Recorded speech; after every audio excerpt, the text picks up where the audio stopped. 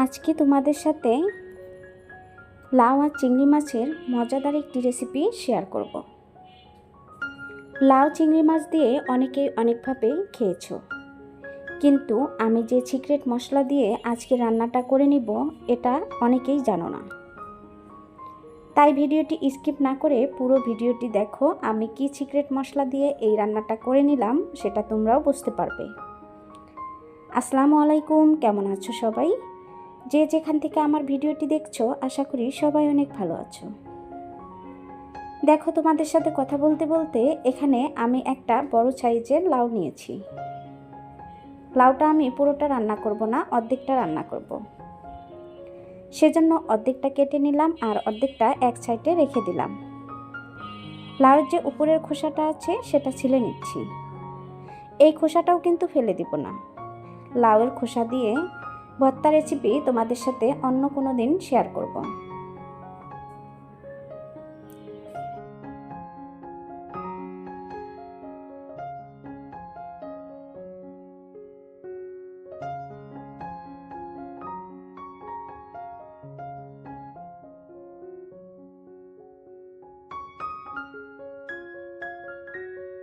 দুই পিস লাউয়ের খোসা আমার পারফেক্টভাবে ছিলে নেওয়া শেষ।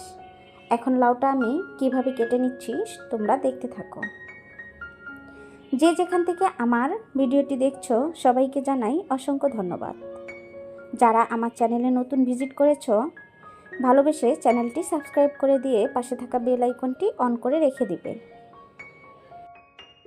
সাধারণ কিছু উপকরণ দিয়ে অসাধারণ একটি রেসিপি তোমাদের সাথে শেয়ার করছি। দেখো, আমি লাউগুলো সুন্দর করে কেটে একটা প্লেটে তুলে নিয়েছি। এখন আমি লাউ রান্না করার জন্য একটা আলু নিয়েছি আর আলুটার খোসাটা ছাড়িয়ে নিয়েছি। আমি যেভাবে লাউটা কেটেছি সেভাবে আলুটাও কেটে নিচ্ছি।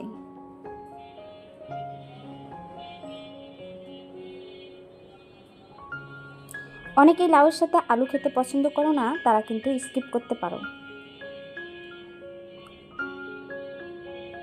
এখন একটা পাকা টমেটো নিয়েছি। টমেটোটা ছোট ছোট কিউব করে কেটে নিব।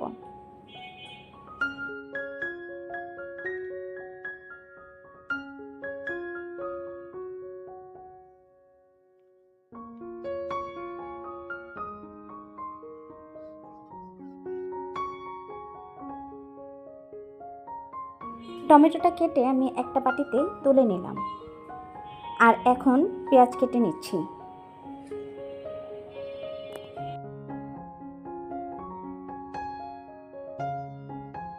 আজকে আমি লাউয়ের রেসিপিটি চিংড়ি মাছ দিয়ে করে নেব। তোমরা চাইলে এখানে যে কোনো মাছ দিয়ে রান্না করে নিতে পারো। আমার হাতের কাছে চিংড়ি মাছ ছিল, সেজন্য আমি চিংড়ি মাছ নিয়েছি। এখন একটা মশলা তৈরি করে নিচ্ছি। 4টা কাঁচামরিচ নিয়েছি, 1 টেবিল চামচ জিরা নিয়েছি, 1 টেবিল চামচ পাঁচফোড়ন নিয়েছি, হাফ টেবিল চামচ সরিষা নিয়েছি আর 1 টেবিল চামচ আমি ধনিয়া নিয়েছি। দিয়ে দিলাম সামান্য পরিমাণের পানি। এটা আমি অফ ক্যামেরায় সুন্দর করে পেস্ট করে নিয়েছি। আজকের রান্নাটা আমি বাটা মশলা দিয়ে করে নিব। এখানে কোনো রকম গুঁড়ো মশলা দিব না। লাউ রান্না করার ক্ষেত্রে অবশ্যই মশলার পরিমাণটা একটু কমিয়ে দিবে, তাহলে কিন্তু লাউয়ের টেস্টটা আরও বেশি ভালো হবে। দেখো, আমি চুলায় একটা প্যান বসিয়ে পরিমাণ মতো পেঁয়াজ কুচি আর তেল দিয়ে অনবরত নেড়েচেড়ে ভেজে নিচ্ছি। আমি যে মশলাটা পেস্ট করে নিয়েছি সেটা দেখো তেলের মধ্যে দিয়ে দিলাম। একটু নেড়েচেড়ে তেলের মধ্যে ভেজে নিচ্ছি। যেহেতু এখানে কাঁচামরিচ দিয়েছি সেজন্য কিন্তু অবশ্যই একটু ভেজে নিতে হবে। সামান্য পরিমাণের আদা রসুনের পেস্ট আমি তেলের মধ্যে দিয়ে অনবরত নেড়েচেড়ে ভেজে নিচ্ছি।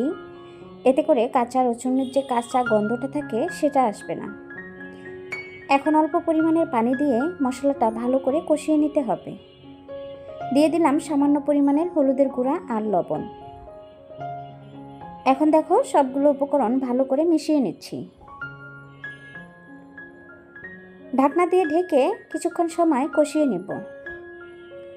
আমি সবসময় চেষ্টা করি লাউয়ের মধ্যে কম মশলা দিয়ে রান্না করার জন্য, তাহলে কিন্তু লাউয়ের টেস্টটা নষ্ট হয় না।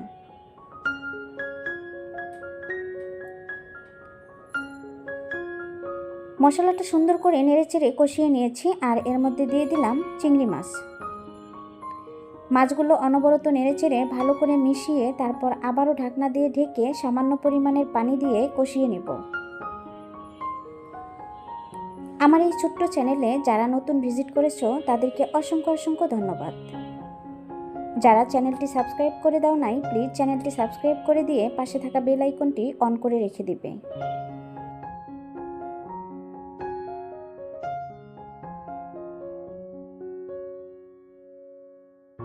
লাউ আর আলুগুলো আমি ভালো করে ধুয়ে নিয়েছিলাম আর সেটা এর মধ্যে দিয়ে দিচ্ছি।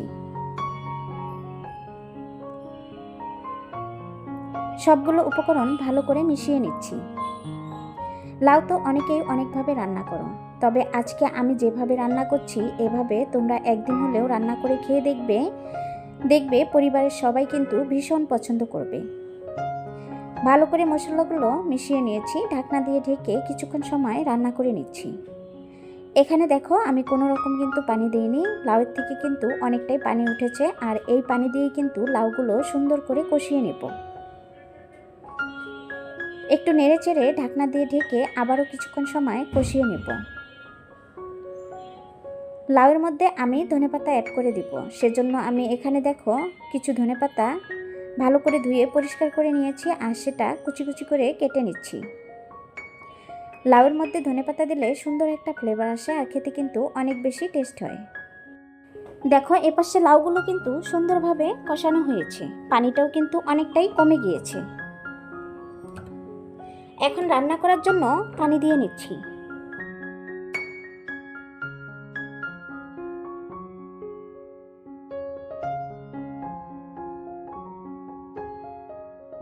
দিয়ে ঢেকে কিছুক্ষণ সময় রান্না করে নিয়েছি আর পানিটা কিন্তু অনেকটাই কমে গিয়েছে। এখন এর মধ্যে অ্যাড করে দিচ্ছি ধনেপাতা। এ পর্যায়ে এসে আমি দিয়ে দিচ্ছি ধনেপাতা। নেড়েচেড়ে ধনেপাতাগুলো সুন্দর করে মিশিয়ে নেব। নামানোর কিছুক্ষণ আগ মুহূর্তে আমি কয়েকটা কাঁচামরিচ মাঝখানে ফালি করে দিয়ে দিব। আর এভাবে কাঁচামরিচ দিলে কিন্তু তরকারি রান্নার শেষে সুন্দর একটা কাঁচামরিচের ফ্লেভার আসে আর এতে কিন্তু তরকারির টেস্টটা আরও বেশি ভালো হয়। এখন ঢাকনা দিয়ে ঢেকে আমি এই যে দেখো চুলাটা অফ করে রান্নাটা কমপ্লিট করে নিয়েছি। এখানে আমি সিক্রেট মশলাটা যেটা দিয়েছি সেটা হচ্ছে সরিষা। তোমরা যদি লাউয়ের মধ্যে সরিষা না খেয়ে থাকো তাহলে অবশ্যই কিন্তু লাউয়ের মধ্যে সরিষা দিয়ে রান্না করে খেয়ে দেখবে। আমি যে মশলাটা তৈরি করে নিয়েছি সেভাবে মশলা দিয়ে লাউ একদিন রান্না করে খেয়ে দেখবে, এর স্বাদ কখনো ভুলতে পারবে না। আজকের এই লাউয়ের রেসিপি তোমাদের কাছে কেমন লেগেছে? রেসিপি ভালো লাগলে ভিডিওটি ফ্রেন্ড এবং ফ্যামিলির সাথে শেয়ার করে দিয়ে তাদেরকেও দেখার সুযোগ করে দিবে। এই প্রচণ্ড গরমে অবশ্যই লাউ একদিন সপ্তাহে রাখবে। এভাবে লাউ রান্না করে কিন্তু ভাত, পরোটা, রুটির সাথে খেতে পারো। আজকের মতো এখানেই বিদায় নিচ্ছি। আল্লাহ হাফেজ।